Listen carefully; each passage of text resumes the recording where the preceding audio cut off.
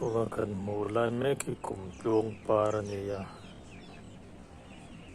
Ay rong hi adang lam mani. Di ba? Para na ko ini.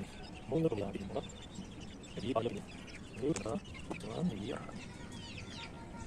Iya niya. Iya mo iro kop bayani. Padan tehi ni no ma parda chi meni sang đi mới còn mấy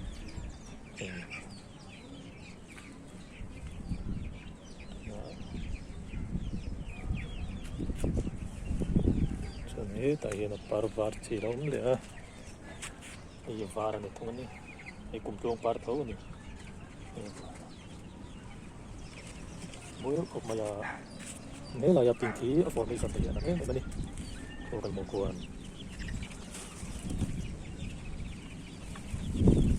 party kan benar dengan kalau tempat kan azab jawab beda tu lakon dia dengan apa sih si ini orang celu kami lakon dia lagi mau dapat yang soal tu tadi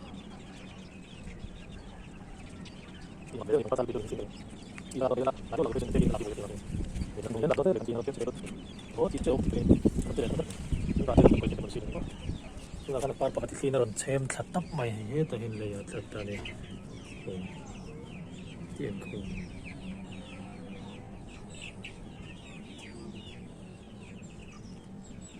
ring tu positif ni dia mulai tak kena tentu anda tak cuy ni ring ni mulai ni arai lah ke dan laut itu nang dau kanin mo mulai tak terpoin rot lagi ada mai tu ni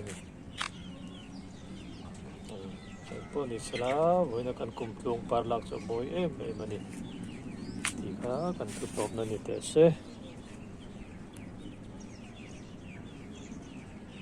kan lome